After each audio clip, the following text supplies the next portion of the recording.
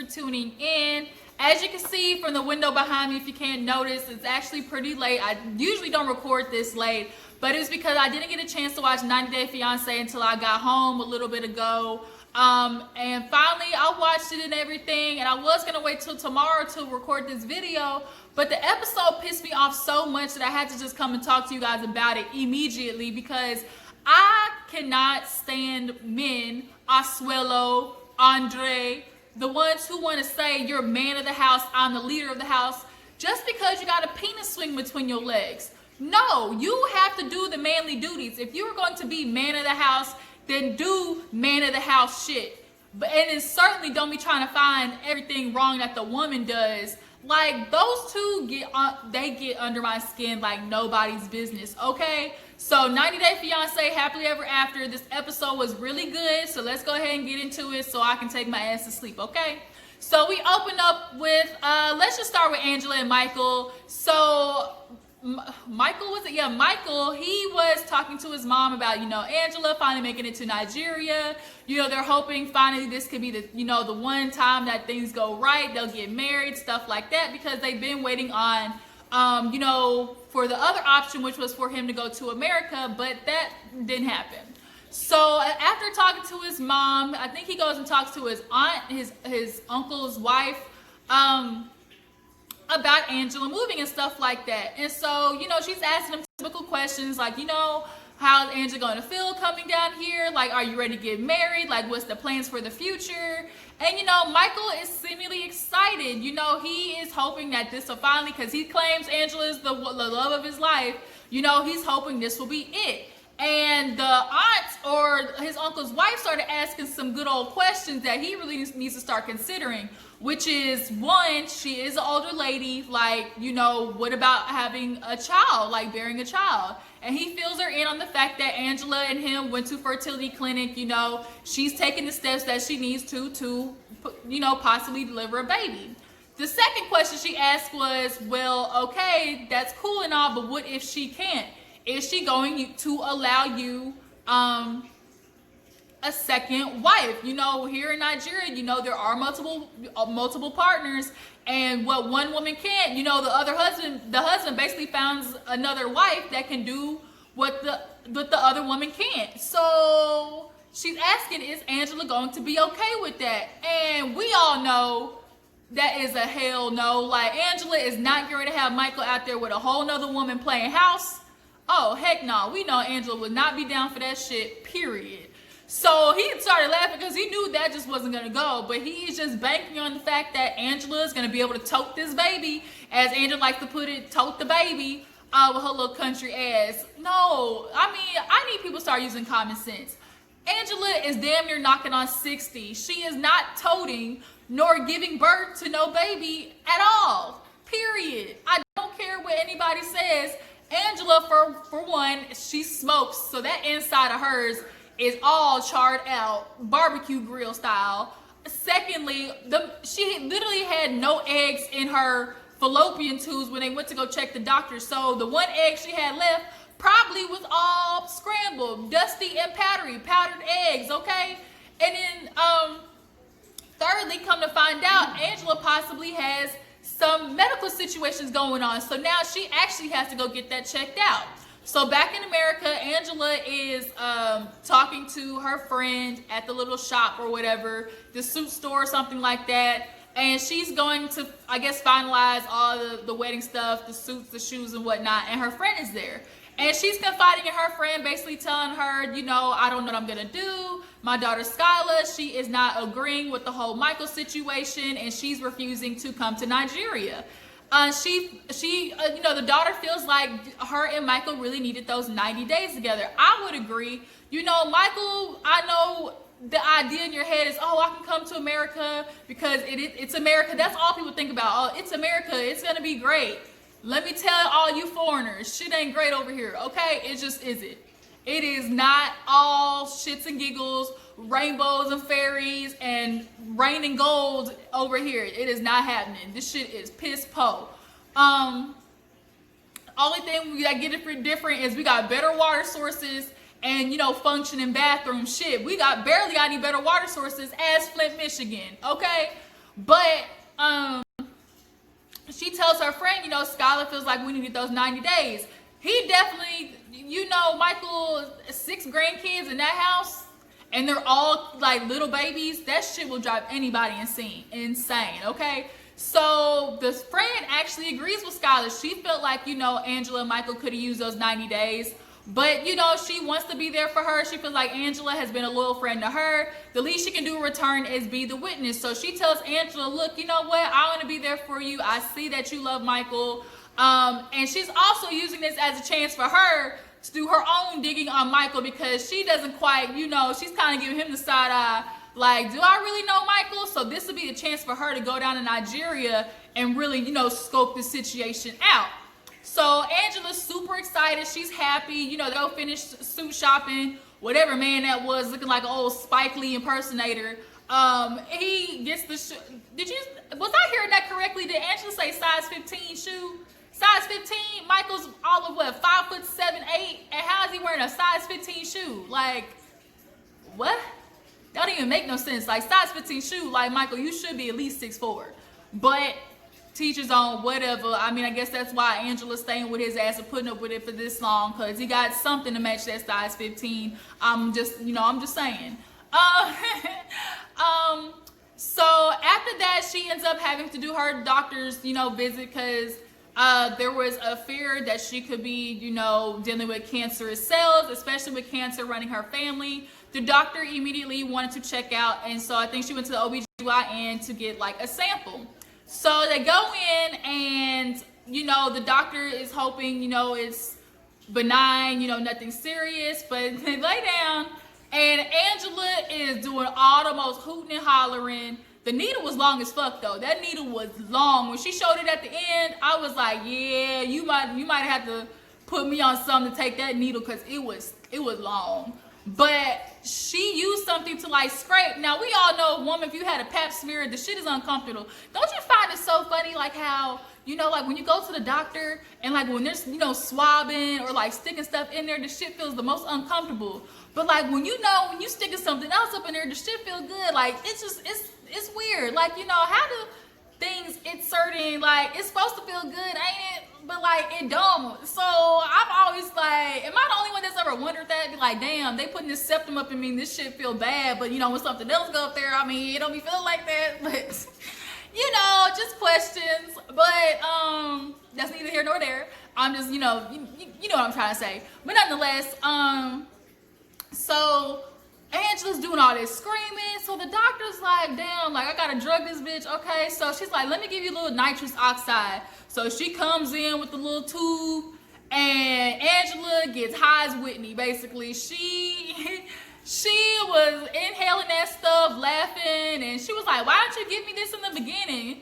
And the doctor was kind of laughing to herself, because she's like, typically people don't need it. So yeah, so she was like trying to do the thing. She gets it done, because the first time she didn't even reach her cervix. So like Angela was doing the most, but finally they were able to get the sample, and she was letting her know, the results, will send them off to the lab, and hopefully, things will come back better, and we can only hope for good news.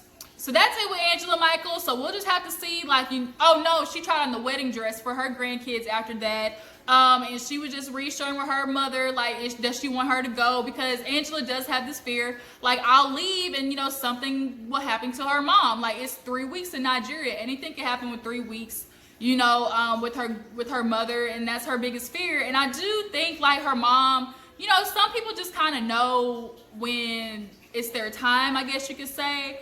And I kind of think the mom knows it's coming up soon. And the last thing she wants is for Angela to miss her life. Like, she knows she wants to marry Michael. She's going to do it anyways. Like, she knows I need to send her on to enjoy this part, not just stay here watching me type situation. And all the grandkids was in shock and awe about the dress and everything. I do feel a little bit sorry that, she can't have the dream wedding for her mom. And for her grandkids, but that's what happens when you start dating these foreigners. I hate when people be like, start dating foreigners and be shocked at how difficult it is to go through all this process. Like, that's what your ass get. Maybe research next time and find somebody in your own backyard. So moving on, let's talk about Colty, Larissa, and Vanessa this episode, okay? So let's start out with Larissa. Larissa has been doing her little FBI digging and stuff, and she ended up finding out just, information. She said she messaged her on Instagram, or something like that, DM'd her, and she got her number somehow, and is trying to call her to so-called warn Jess of who Colty really is, the monster he is. So she calls, and Jess wasn't answering at first. I said, oh, this bitch ain't ready to pick up. But she picked up, like, literally on the last ring. So, she's like, Jess, she's like, yeah. She's like, this is Larissa, your boyfriend's ex-wife. And Jess was like, okay, why are you calling me? That's how I would feel like, what do you want with me? Like, why are you calling me? And she's like, girl, I'm just calling you just to try to give you a heads up. I feel like, I'm a little older than you. I've been where you are. Like, I just want to let you know how things, were in me and Colt's relationship.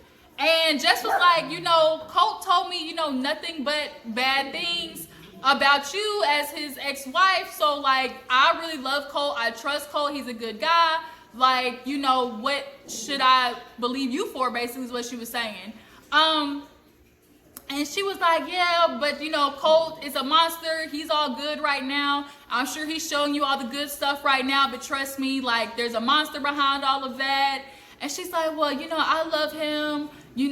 Everything's fine over here. And Larissa started dropping a little bit of stuff, talking about, oh, well, it's been like that's what he was like for me, but I just want to let you know, like, they'll do anything to destroy you. They're coming after my citizenship right now, and I don't want that to happen to you, like, because when he gets done using you, he's gonna hop onto the next one and do everything he can to mess up your chances of staying in America. And I wouldn't want that to happen to you, because I can see you're a good girl.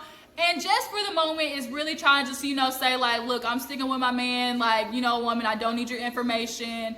And Larissa kind of told her, well, look, just ask me this question. Is Colt being secretive? Does he hide his phone from you, or can you not see his phone? And Jess answered yes. So then Larissa kind of looked like, well, bitch, like, join the club. Like, yeah, he was doing that to me. And Larissa is claiming that Colt was possibly cheating on her in the relationship. And for Jess to say yes, which means, like, Jess looks like she probably like Larissa too. Like, them Brazilian women, they are nothing to play with. That kind of Spanish culture situation, like, they'll pull a knife out on you, okay? But Larissa's like, don't say I didn't tell you, just remember. And she was like, have you met Debbie yet? She was like, no. She's like, girl, that is a wolf. Like, she's gonna drive you crazy. I'm just letting you know, like, you think you're okay right now, but if y'all go on and you have this relationship, just remember the words I told you. Man, that bitch just said click. Like, she hung up on Larissa's face. That shit was kind of funny, though. Larissa was like, damn. So moving on, we see Colt sit down with Miss Debbie and tell her about the trip to Chicago and how really he was there to go see a girl, Jess. And the mom was like, I kind of knew something was up because you were being real secretive. I just figured you would eventually tell me. He's like, I don't want you to be mad at me. And it's like, Cole, who gives a damn if your mom's mad at you because you didn't tell her one little thing? Firstly, it's time for you and Miss Debbie to part ways. Like, you need to get your own house. Homie, you are not going to get no more puss if you keep living. And the only puss you're going to be having is them cats running around with them tails in that house, all fat cats you got running around there. Like, and then at that, they got the two cats that Larissa got while they were together.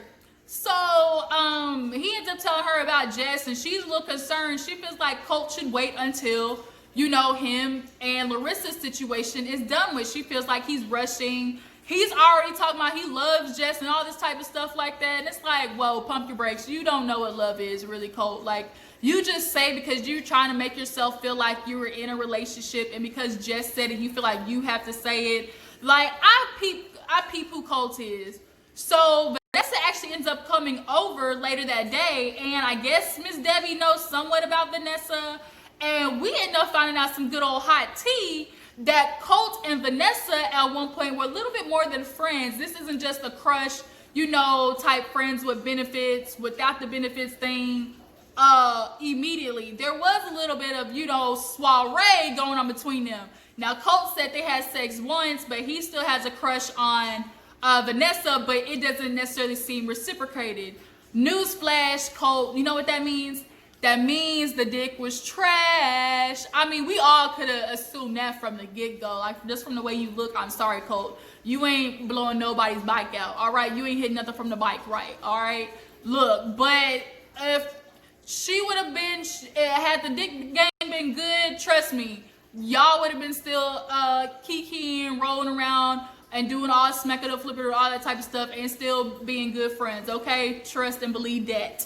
So I hate to break the news to you, buddy, but take this as, you know, as a FYI. So Vanessa is sitting down, they're eating those big ass steaks that Miss Debbie cooked. And did y'all notice that nobody finished the food? Like, they halfway ate the steak. That means the shit was probably bland AF. But he ends up, you know, talking to them about, you know, Jess and, you know, going to Brazil and, you know, seeing the dad. And Vanessa's like, you are moving way too fast. Like, you just got a relationship with Larissa. Like, you just saw her in Chicago like 5 days, like for 5 days. Here you are doing the same thing again.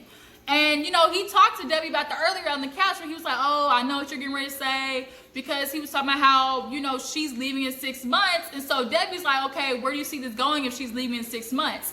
He wants to throw out, oh, you know, they talked about the work visa or the school visa, you know. And she's like, yeah, but it's looking like she's trying to take a shortcut and do the K1 visa. I know that's what Debbie's thinking, and that's what I'm thinking too.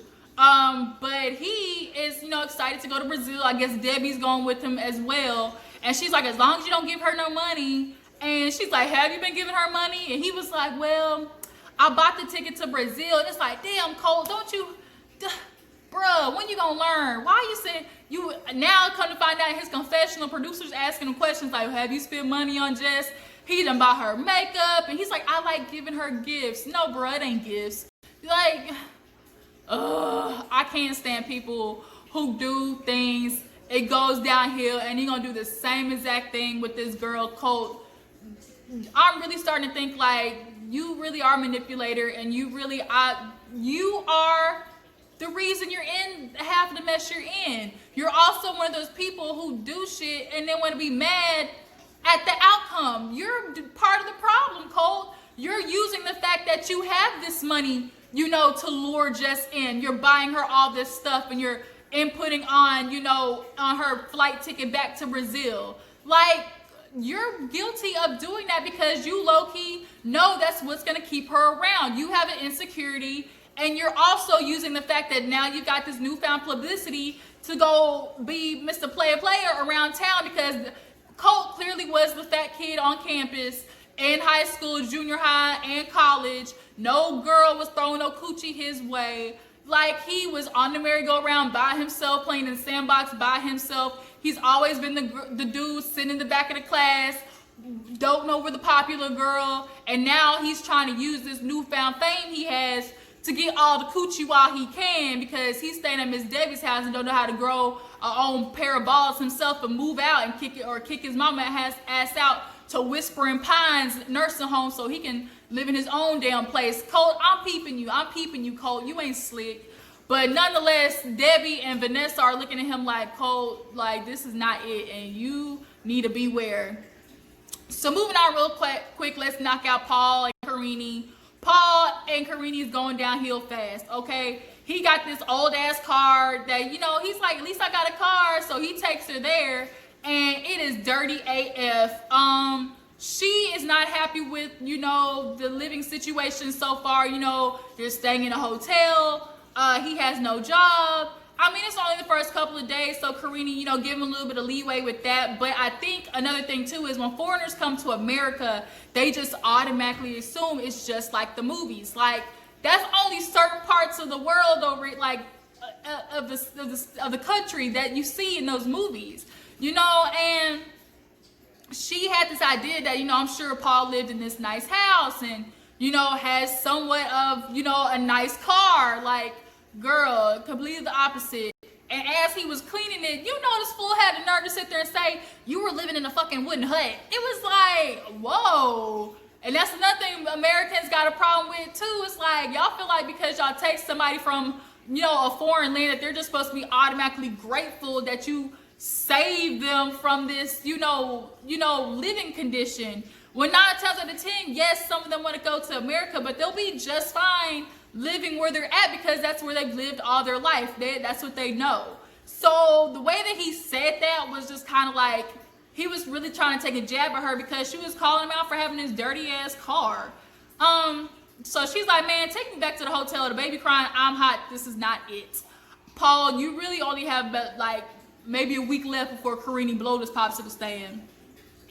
So then moving on to Andre and Elizabeth. So they're packing for Moldova. She's packed all nice and goody-goody. Of course, Andre does the man thing, throw all the shit in the suitcase, prays it closes, and she's like, that's not gonna work. Yes, it is. He over there struggling to close the damn suitcase. All you gotta do is listen, Andre. Why can't you listen? You're just such a typical man.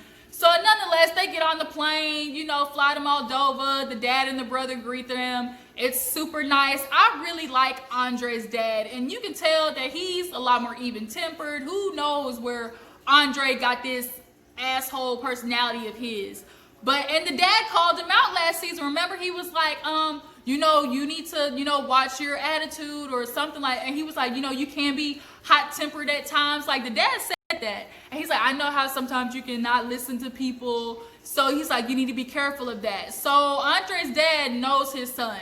But they end up, you know, getting to Moldova, and immediately he forgot Elizabeth was there. Like, he was ready to get home. Like, I don't even think he checked on her. The bags were okay. Like, nonetheless, they make it to the house. He's super happy to see his mom. You know, everybody's happy to see the baby. And you know, now they're gonna sit down at the table and talk about their plans. So, you know, they're having dinner and everything, and the dad starts talking to him like, hey, you know, where are you gonna have the reception? Oh, you know, I don't know yet. We're gonna look while we're here.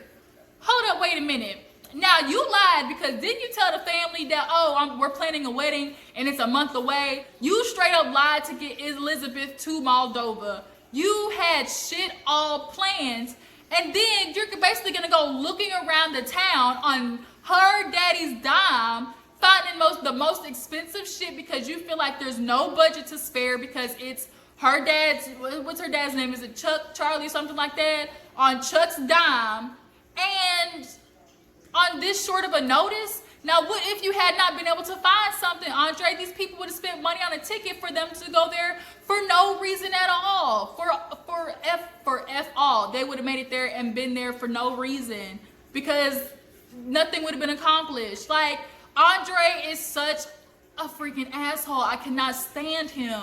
Like, and Elizabeth's gonna see it next week from the previews too. Like, you made this big to-do about wanting to get married, and it's gonna be in a month, and if you guys can't make it, and it's just not even planned yet. Are you kidding me? Are you kidding me? And I'm guaranteed not only is Chuck gonna be paying for the wedding, he's gonna be paying for the reception, the christening, for Elizabeth's christening now all of a sudden that she's gotta have, then plus the 3-day extravaganza. You know, there's Europeans like to be having the parties and such. Like, Andre is expecting so much out of Libby's family because he feels like, they're the typical American people, and basically they deserve it because once he ended up telling Elizabeth, you know, your religion, like, you're gonna have to get baptized. Firstly, shouldn't you have known that, and shouldn't you have given her the heads up for that?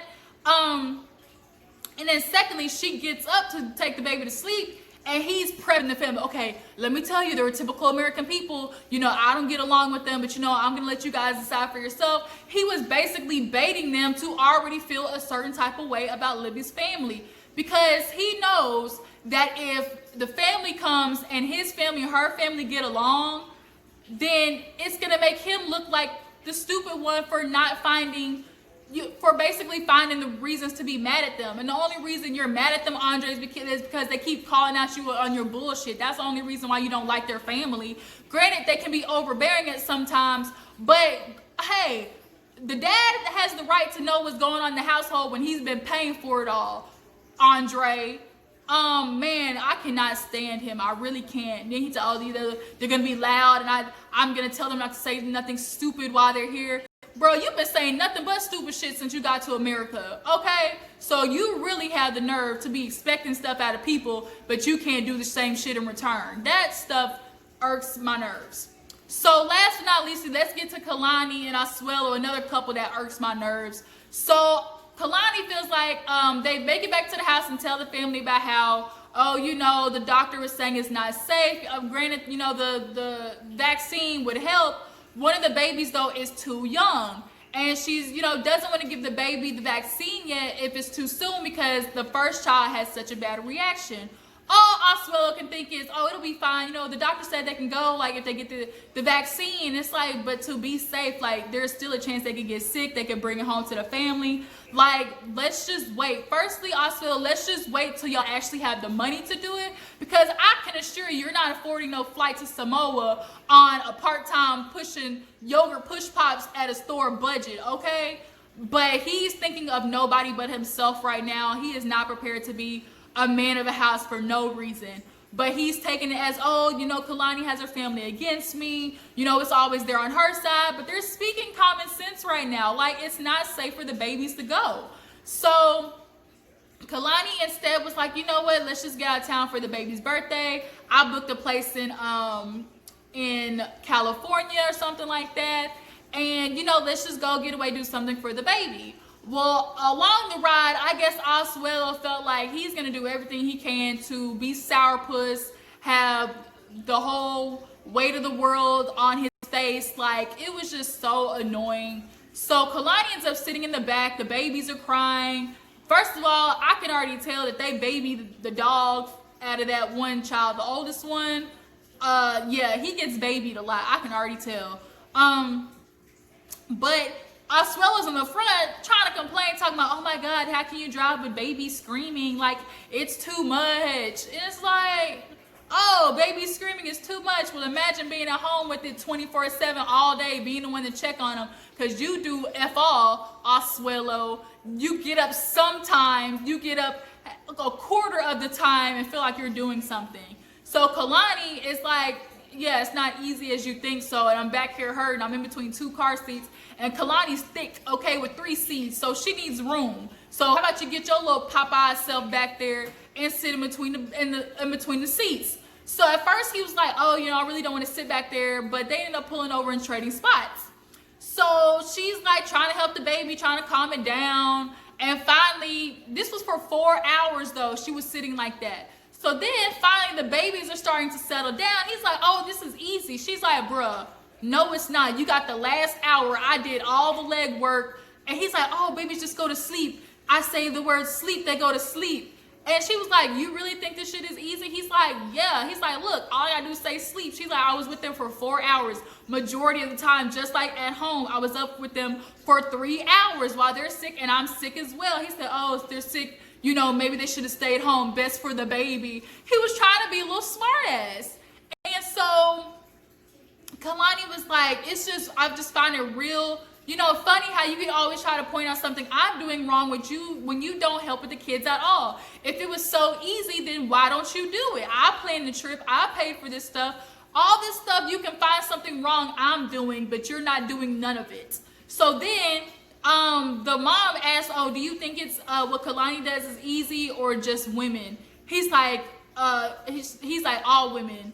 And they were like, what? And they were like, or she was like, all or American women. He's like, American women. He's like, y'all have it easy. You know, Samoan women, you know, they do everything with their bare hands, wash with their bare hands, you know, cook with their bare hands. You know, you guys have laundry machine to do it. Y'all are just being lazy. Kalani was sitting beside him in that bed, like steam was coming out her ears. And had it been me, I would have backhand the dog out of Asuelo sitting beside me and have the nerve to say some shit like that. It is so funny how people can not do something and then spend all the time judging how other people do it. You don't do damn for those kids, but you can find everything Kalani does with them wrong, or it's just so easy. American women have it easy because, oh, we got a couple machines. The dishwasher washes it. Well, shit, I gotta load the dishwasher for it to even work. I gotta load the laundry machine for it to even work. Like, foreigners really got the game effed up. They really do. And so then he starts telling Kalani, oh, you know, my powers ain't working for you. She's like, well, my powers work for you. And she like flips him off.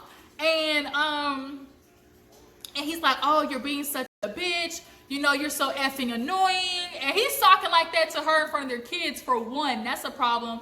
And two, the mom is sitting there and she's like, I don't like how you're talking talking to my daughter, and then your tone with me is very disrespectful. Oh, he's like, well, I don't know how you and your husband talk, but I'm gonna talk to my wife any kind of way. She said, okay, you feel that way, then talk like that to her in front of my husband. And the only reason he was talking like that to Kalani is because the mom was there and not the dad, because he knew not to play that shit with the dad being there. Dad does not play those games. So they finally get to the place, and the whole mood is all effed up because Asuelo is really sabotaging it. And he goes to the back after they get to the little Airbnb or whatever, and Kalani tries to go back there to smooth things over. And she's like, what is the problem? Like, what's going on? You know, why are you having this big problem? He's like, oh, it was you. You and your mom are being so annoying. She's like, well, my mom's going to have a problem when she's sitting down listening to a man who does nothing tell her daughter basically that she's doing, you know, F all, and that she's worthless and doesn't, you know, her job is easy. And he's like, oh, you know, well, it is easy. And she's like, no, it's not. You know, she was like, if it was so easy, then why don't you do it? And, you know, you're not going to tell me she's like, what do you do around the house? What do you do? And he was like, oh, I do stuff. You know, I do lawn work. She said, oh, from the once a month time you decide to do lawn work, you know, the time. He's like, oh, what I do is not that much harder than what you do inside. And he really was trying to flip it. Like, every time she found something, you know, he flipped it. She's like, you're a manipulator. Anytime I bring up a valid point, you always try to turn the topic. And that's what manipulators do. Or people who don't want to face stuff, they start changing the topic and making it about something else than what the serious thing is. So, she's like, I'm not getting ready to do this with you. He's like, oh, why are you using such expensive words? First of all, expensive, sure, that's what you want to call it, expensive words for your dumb ass. He said, why are you using those words? You know, I didn't come here to be a Samoa boy, didn't come here to be treated by a woman this way, come to America to be treated by an American woman this way. She said, I expected a Samoan boy to come here and turn into a man. How about that? I said, ooh, get him, Kalani.